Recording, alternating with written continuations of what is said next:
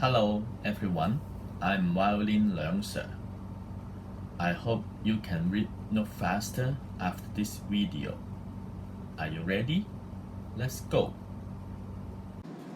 First, you have to remember EADG. This is E. This is A. This is D. This is G. Try again. This is E. This is A. This is D. And this is G. And now if you know this is A0, then up 1 would be A1. And then A2. And then A3. Try again. A0. A1. A2. A3. D0. D1. D2. D3. G0. G1. G2. G3. E0. E1. E2. E3. E4.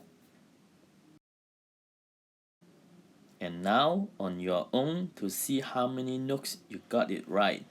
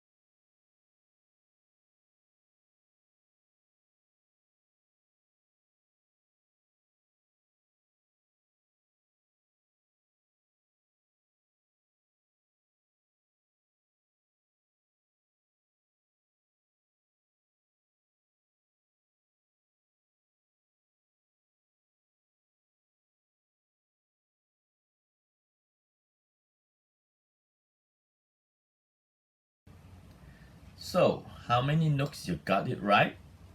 I hope you like my video. Make sure you like and subscribe my channel. Thank you. See you next time.